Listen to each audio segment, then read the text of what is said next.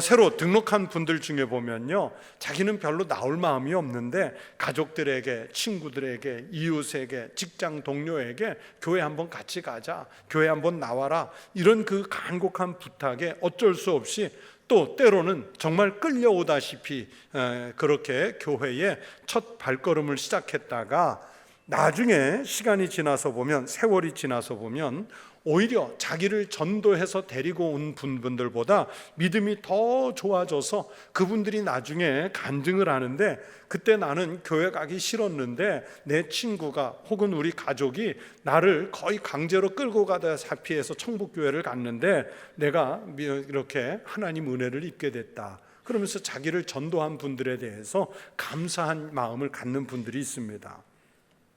그렇게 신앙이라고 하는 것은 처음 된 사람이 나중되기도 하고요, 나중된 사람이 먼저 앞서가는 놀라운 일들이 일어나지요. 그래서 새로 등록한 분들에게 앞으로 예수 잘 믿으시고 신앙생활 잘 하셨으면 좋겠습니다, 이런 내용을 제가 짧은 시간에 말씀을 드려요. 이 말은 그냥 의례적으로 하는 말이 아니라 정말 진심을 담아서 하는 말이에요. 인생을 살면서 우리가 많은 선택 혹은 다양한 선택을 하면서 살게 되는데, 그 많은 선택 중에서 예수를 믿기로 작정한 선택이 제일 복된 선택인 줄로 믿습니다. 왜냐하면 이것은요, 70년, 80년, 90년 사는 짧은 인생의 문제가 아니라 영원한 생명, 즉 영생과 직접적인 관계가 있는 믿음을 선택하는 문제이기 때문에 그렇습니다. 여러분, 새 교인만 그러겠습니까? 그렇지 않습니다. 여러분도, 즉 오래 믿으시고 교회를 출석하신 지 오래된 모든 분도 다 똑같습니다. 예수를 믿기로 작정하고 신앙을 선택한 것, 정말 하나님이 주신 귀한 복인 줄로 믿습니다.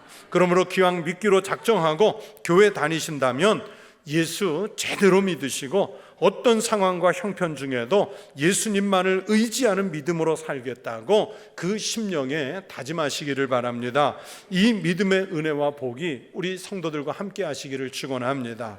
그래서 오늘은 예수를 제대로 믿는 여러분에게 믿음이 줄 수 있는 용기에 대해서 말씀을 준비했습니다. 여러분, 우리 교인들 중에 보시면 성경을 정말 열심히 읽는 분들이 많아요. 성경을 그분들이 읽으면서 느끼셨는지 모르겠지만, 여러분, 성경을 자세히 읽다 보면 대부분 성경의 말씀은 명령형으로 되어 있다는 것을 알 수 있습니다.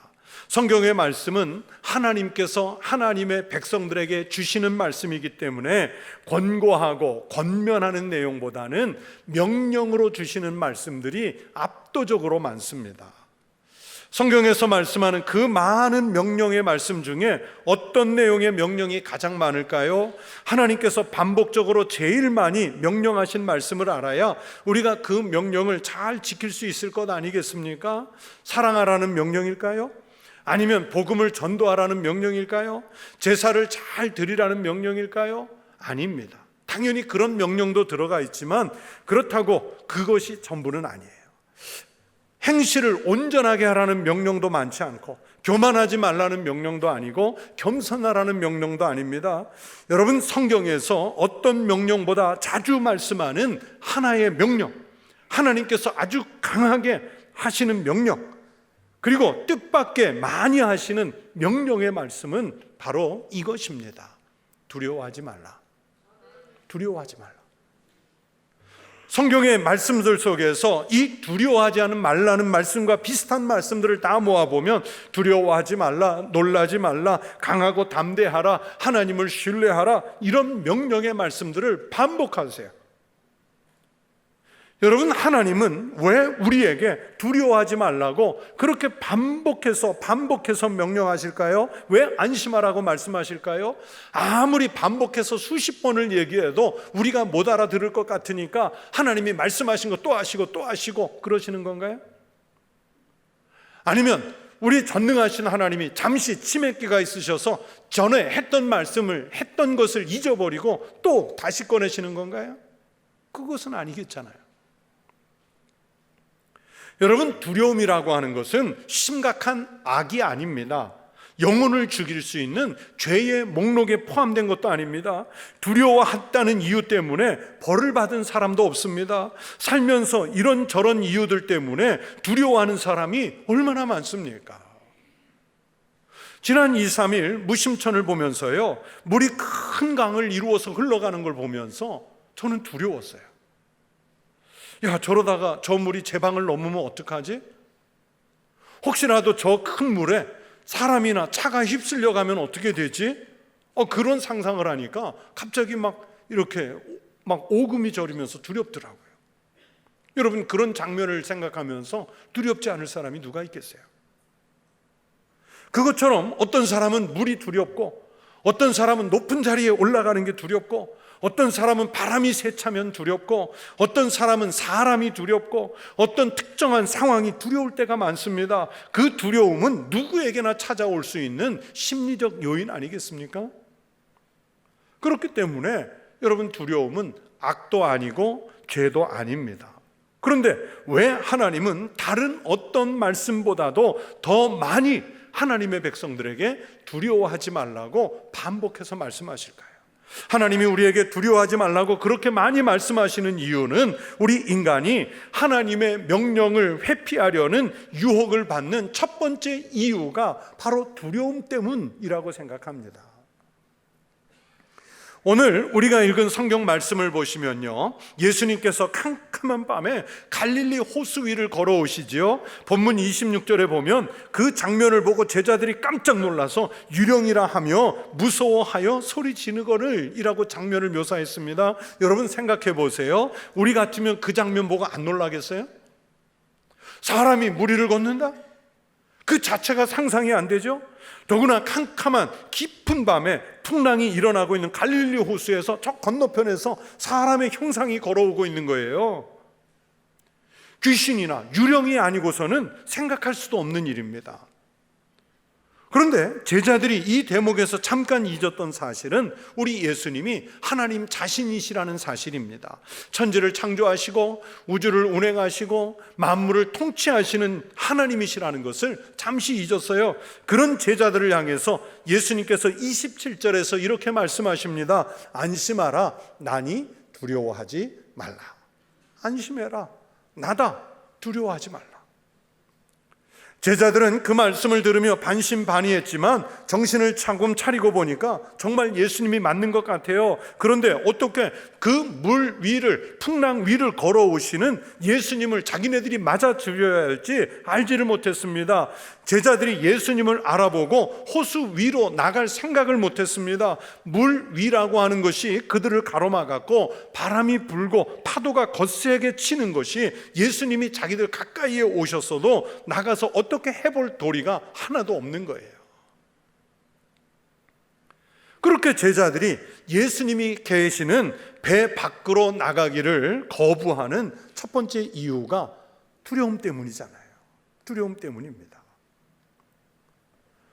로이드 오길비라고 하는 신학자는 성경에 두려워하지 말라는 말씀이 총 366회가 등장한다고 분석을 했습니다. 물론 그분이 우리말 한국어 성경을 보신 건 아니겠죠. 영어 번역본을 가지고 본 것이겠지만은, 그러나 그 성경일지라도, 영어 그 성경일지라도 366회라는 그 숫자가 참 절묘합니다. 이것에 대해서 오길비 목사님은 어떻게 해석을 했냐면, 여러분 1년이 며칠이에요? 365일. 그러니까 하나님은 우리 보고 365일 두려워하지 말라고 말씀하셨다는 거예요. 그러면 365회가 나와야지 왜 366회입니까? 4년에 한 번 윤년이 끼잖아요. 그 해는 366일이잖아요. 그러니까 하나님은 4년 되는 그 날짜까지 계산해서 우리에게 두려워하지 말라, 그렇게 오길비 목사님은 해석을 한 거예요. 저희 아이들이 아직 많이 어렸을 때 제가 수영장에 데리고 놀러 간 적이 있습니다. 아마 큰아이가 3, 4살 혹은 4, 5살 요쯤 됐을 때 아니었나 싶어요. 저는 수영장 안에 있었고요. 아직 물이 무서워서 들어오지 않는 제 큰 아이는 수영장 가에서 서성이면서 있는 거예요. 그래서 제가 물속에서 들어오라고 손짓을 했는데 근데 제 눈에 아이가 갈등하는 모습이 잠깐 비치는 거예요.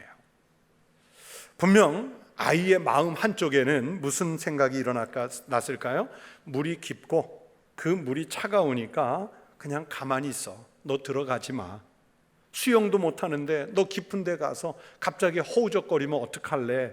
그러면 아마 걱정하는 마음이 들려왔겠죠. 그러나 가만히 생각해 보면 지금 물속에서 들어오라고 손짓하는 사람이 누구예요? 아빠잖아요. 아빠가 자기를 보호해 줄 것이라는 생각도 있었겠죠. 그래서 아이는 이 두 개의 마음 사이에 갈등하는 게 언뜻 제 눈에 보이는 거예요. 그래서 저는 이것을 뭐라고 정리를 했냐면, 이 시간이 지금 쟤는 두려움과 신뢰 간의 싸움이다. 너무 고상하게 해석을 했나요? 그 두려운 생각은 너 지금 물에 들어가면 안 돼, 그러면서 들어가지 말라고 경고하죠. 그러나 아빠를 신뢰하는 마음은 물에 뛰어들어, 괜찮아, 아빠가 있잖아, 그러면서 재촉을 해요. 아이는 이 두려움과 신뢰 사이에서 지금 결정을 해야 됩니다. 뛰어들거나 아니면 그냥 뒤돌아서 더 안전한 땅으로 가면 돼요. 지금도요, 수영장에 가면 흔히 볼 수 있는 풍경 아닙니까? 그러다가 아이가 결국 물로 뛰어들었어요. 그런데 제가 너 갈등했지? 한번 쌤통이다, 물 먹어봐라 하고 그냥 놔뒀을까요? 아니잖아요. 당연히 바로 안아가지고 물의 느낌을 즐기게 해준 거예요. 그렇게 아빠를 한번 믿고 들어온 다음에 물이 재밌으니까 이제는 너무 안 나가려고 해서 걱정해. 끝까지 있겠다. 이제 최소한 아이는 물속에 있는 아빠를 신뢰하게 됐습니다. 분명히 다음번에 다시 와서 또 그러면 이제는 안심하고 들어오겠죠. 만약에 그때 뛰어내리지 않았다면 아이는 아빠를 신뢰할 수 있는 기회를 잃어버리는 겁니다. 다음에도 이런 기회가 잘 오지 않지만 만약에 와도 자기 나름대로 안전한 방법을 택하고 아빠를 믿지 않았기 때문에 물이라는 새로운 경험을 그 기회를 갖기가 어려워지는 거예요. 여러분, 우리가 인생을 살면서 때로는 두려움도 필요하지요. 그러나 하나님을 신뢰하는 그 믿음이 여러분의 인생을 짓눌러 오는 어떤 두려움보다 훨씬 큰 믿음이 되시기를 주의 이름으로 축원합니다. 오늘 이 성경 말씀 속에서 예수님의 제자들은 예수님이 폭풍 속에서도 자기들과 함께 계신다는 사실을 몰라서 두려워한 거예요. 그래서 다들 예수님이 유령인 줄 알고 그 흔들리는 배전을 붙잡고 배 바닥으로 몸을 숨깁니다. 그러나 베드로만 예수님에게 자신을 예수님 계신 곳으로 걸어가게 해달라고 부탁을 합니다. 예수님은 그런 베드로에게 오라고 말씀하셨습니다. 분명히 베드로도 순간적으로 그 마음속에서 일어나는 두려움은 물속에 들어가지 말자, 이런 속삭임이었을 거예요. 그러나 주님을 신뢰하는 그 믿음의 마음은 물에 뛰어들라, 이런 용기를 주었을 겁니다. 그 용기를 믿고 베드로는 물 위에 내려섰습니다. 처음에는 예수님을 향해서 걸어가면서 자신이 물 위를 걷고 있다는 사실 때문에 얼마나 경이롭고 얼마나 놀랐을까요? 세상에 이런 일이 다 벌어졌다면서 한번 벌어진 입이 다물어지지 않고 있었을 겁니다. 그런데 베드로가 그 순간 갑자기 두려워지지요. 주변을 보니까 여전히 바람이 세게 붑니다. 집채만한 파도가 자신을 집어삼킬 듯이 덮쳐 일어나고 있습니다. 저쪽에 서 있는 분이 정말 예수님이신지 맞는다는 확신도 제대로 서지 않습니다. 그 순간 베드로의 마음이 복잡해졌어요. 그러면서 동시에 두려움이 생겼습니다. 그 순간 베드로가 갑자기 물속으로 빨려 들어갑니다. 저는 이 장면에서 베드로가 갈릴리 호수라고 하는 물에 빠진 것이 아니라 자기 걱정에 빠진 거예요. 자기 염려 속에 빠져버린 거예요. 그 마음속에 일어나는 인생의 두려움에 지금 베드로가 빠져들어간 거예요. 하나님이 두려워하지 말라고 성경에서 그렇게 자주 말씀하시는 이유는 두려움이 그 어떤 것보다도 이렇게 우리를 하나님에게서 멀어지게 하고 우리 인생을 걱정과 염려 속에 가장 빨리 함몰시켜버리기 때문입니다. 오늘 말씀에서 그런 것처럼 두려움은 우리가 예수님에게로 가까이 가는 것을 회방해요. 우리가 하나님을 믿으면서 물 위를 걸어가는 것과 같은 새로운 인생을 살려고 하는 그 믿음의 길을 가는 길에 최대의 장애물이 바로 우리 주변에서 일어나는 두려움들인 거예요. 여러분, 두려움이 무엇입니까? 가장 간단하게 설명하면 두려움은 위험이 가까이 있으니까 그 위험을 대비해야 한다고 하는 내면적인 경고예요. 그래서 두려움은 우리가 도망가도록, 우리가 숨도록, 아니면 반대로 그 두려움에 맞서 싸우도록 그런 준비를 시킵니다. 때로는 필요한 두려움도 있습니다. 어린아이가 뜨거운 다리미에 함부로 손대지 않도록, 아이가 끓는 물에 함부로 손 넣지 못하도록, 그건 두려움이 좀 필요하죠. 우리가 운전할 때 무모하지 않게 해야 한다는 그런 두려움이 있어야 돼요. 그래야 안전을 위해서 필요한 두려움이지요. 그러나 여러분, 대부분의 두려움은 우리가 새로운 세계에 도전하지 못하도록 우리를 현실에 묶어두는 경우가 많습니다. 아무것도 못하게 만드는 게 대부분 보면 두려움이에요. 여러분, 살면서 보면 걱정을 팔자처럼 끼고 있는 분들이 있는데 두려움은 우리를 그런 사람으로 만듭니다. 그러니까 대부분의 두려움은 좋은 게 아니에요. 두려움은 내 자존감을 상하게 합니다. 내가 충분히 이겨갈 수 있는 장애물도 무서워서 피하도록 만들고 결국에는 인생을 패배자로 만들어서 성취하지 못하게 합니다. 물론 안전한 길을 택했다고 스스로 위로하고, 또 반대로 다른 사람들은 내가 그 순간에 두려워했는지 알지도 못해요. 그러나 도전할 수 있는, 새로운 세계를 경험할 수 있는 기회를 두려움 때문에 날려버린 나는 알고 있지 않습니까? 그래서 자존감이 상하는 거예요. 두려움은 하나님이 여러분 안에 두신 잠재적인 능력을 성취하지 못하도록 막는 역할도 합니다. 여러분, 생각해 보세요. 사람이 한 단계 올라서서 성장한다는 것은 항상 위기를 겪고 그 위기를 이겨내면서 성장하는 것 아니겠습니까? 위기를 만나면 항상 당연히 두려움이 따라오지요. 그러나 그 두려움을 이겨내야 한 걸음 더 나가고 한 단계 올라서고 한 치가 더 성장을 하는 거예요. 그대로 있으면 안전할 것 같지만, 그러나 뒤돌아보면 퇴보하거나 아니면 도태돼서 사라지고 말지요.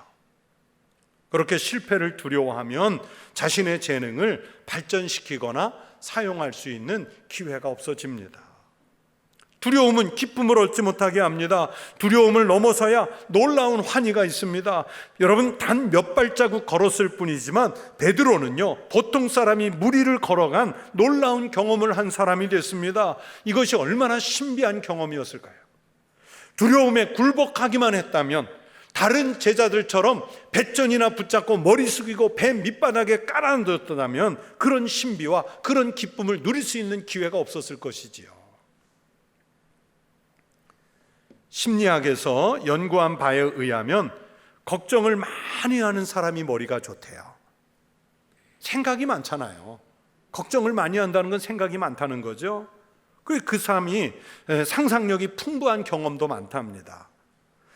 걱정을 많이 하는 사람들은 창조적인 잠재성이 많다고 그래요. 그런데 문제는 그 걱정을 하다 너무 많이 하기 때문에 나쁜 쪽 생각을 더 많이 간대요. 이거 하다가 나쁜 일이 일어나면 어떡하지? 사고가 나서 이 일을 못하게 되면 어떻게 하지? 사람들이 이 일에 대해 반대해서 괜히 망신만 당하고 끝나면 어떻게 하지? 그러면서 일어나지 않을 일까지, 미래의 염려까지 다 끌어다가 지금 걱정하다가 안 하고 마는 거예요. 그래서 뛰어난 잠재력을 갖고 있으면서도 두려움 때문에 아무것도 못하고 마는 인생이죠. 그렇게 되면 뭡니까? 기쁨을 누릴 수 있는, 한 걸음 한 단계 더 올라갈 수 있는 기회를 상실하잖아요. 사랑하는 성도 여러분, 여러분의 인생 가운데 있는 두려움을 제거하십시오. 특별히 신앙생활하면서 겪을 수 있는 두려움을 버리시기 바랍니다. 제가 이번에 종교개혁지를 방문한 곳들 중에 보름스, 아주 유명한 보름스 협약이 이루어진 그 보름스라고 하는 곳이 있는데, 이 종교개혁의 역사에서 아주 중요한 곳이에요. 이곳에서 종교개혁자 마틴 루터가 당시에 신성 로마 제국 까를 5세 황제 앞에 서서 재판을 받는데, 그 루터가 서 있던 자리에 큰 동으로 만든 신발 형상이 2개가 있어요. 저도 그 신발을 이렇게 사람들이 거기 가면 이제 그 신발에 발을 넣고 서거든요. 저도 서서 루터가 그 깔을 옷에 황제 앞에서 했던 고백이 떠올랐어요. 하나님 아버지, 제가 여기 서 있습니다. 저는 아무것도 할 수 없습니다. 주께서 지켜 주시옵소서. 여러분, 자신의 생사여탈권을 가진 황제 앞에서 말은 그렇게 하고 있지만 얼마나 두려웠을까요? 루터가 그 고백을 한 후에 피신한 곳이 바르트부르크라고 하는 큰 성이었는데, 이번에 또 역시 그 성에 가서 루터가 숨어 지내던 작은 방을 보았습니다. 그 방에 은둔해 있으면서 루터가 아주 심각하게 우울한 상태가 됐는데, 아마 정신과의가 심리 진단을 받았으면 우울증 진단을 받았을 거예요. 그 상태에서 성경을 번역하면서 자꾸 우울한 상태니까 뭐가 마귀가 공격하는 것처럼 보이고 해서 잉크병을 집어던지죠. 그런데 그 우울한 상태에서도 루터가 굴하지 않고 찬송을 부르지요. 내 주는 강한 성이요 방패와 병기 되시니 큰 환난에서 우리를 구하여 내시리로다. 여러분, 루터가 종교개혁하면서 두려운 상황에서 부르고 지은 찬송이지 않습니까? 계란으로 바위를 치는 것과 같은 그런 두려운 상황에서 종교개혁가들이 그 압박과 두려움을 이겨낼 수 있었던 것은 그분들이 처음 구호로 내세운 오직 믿음, 솔라피데, 오직 믿음, 즉 예수님께서 함께 하신다는 믿음 때문에 그 상황을 이겨내고 역사의 물꼬를 틀 수 있었던 거예요. 성도 여러분, 베드로만 그런 것이 아닙니다. 루터나 칼뱅처럼 위대한 인물들만 그러는 게 아니에요. 우리도 두려워할 이유가 없습니다. 우리를 가장 안전하게 지키고 보호할 예수님이 계시기 때문입니다. 예수님은 멀리 계시는 분이 아니라 지금 풍랑이 일어나는 바다에서 베드로 옆에, 그리고 제자들이 탄 배와 함께 계신 것처럼 지금은 그렇게 우리와도 계시는 줄로 믿습니다. 루터와 함께 하셨던 것처럼 우리와도 함께 하시는 줄로 믿습니다. 예수님을 잘 믿는 신앙을 통해서 하나님께서 여러분을 얼마나 위대하게 사용하실지 기대를 하십시오. 여러분의 자존감을 하나님께서 회복시켜 주실 것입니다. 예수님을 확실하게 믿으십시오. 여러분의 인생에서 잃어버렸던 기쁨을 회복할 기회를 다시 열어주실 것입니다. 목회하면서 가끔 우리 교인들, 많은 교인들을 지켜보면서 아쉬운 것은 교회라고 하는 이 터를 마치 취미생활처럼 여기시거나, 아니면 뭐 세상에 나가 봉사하는 것보다 그래도 교회가 낫지, 그래서 교회를 봉사의 장소로 여기거나, 아니면 교회에서 친구 관계를 맺고 인간 관계를 맺는 아주 소중한 장소로 여기면서 출입을 하는 그런 모양새입니다. 그게 안타까워요.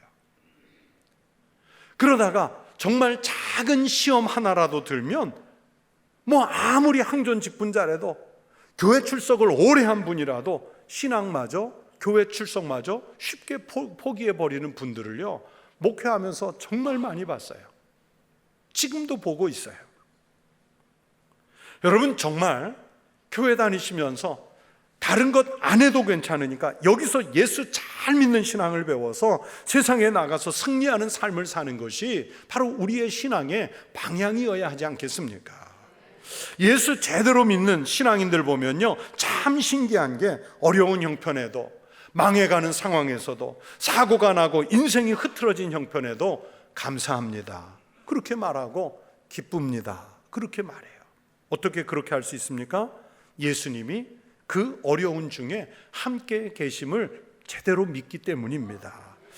주님 때문에 우리 삶이 이 세상에서로 끝나지 않고 하나님 나라에서 모든 것이 회복될 것을 믿기 때문에 이기고 있는 거예요. 그래서 기쁩니다. 여러분도 그렇게 되실 줄로 믿습니다. 그것이 바로 우리가 교회를 다니면서 설정해야 할 방향 아니겠습니까? 성도 여러분, 예수님이 우리와 함께 계셔서 인도해 주시는 줄로 믿습니다. 안심하십시오. 두려워하지 마십시오. 하나님께서 여러분을 가장 선하고 좋은 길로 인도해 주시기를 주의 이름으로 축원합니다.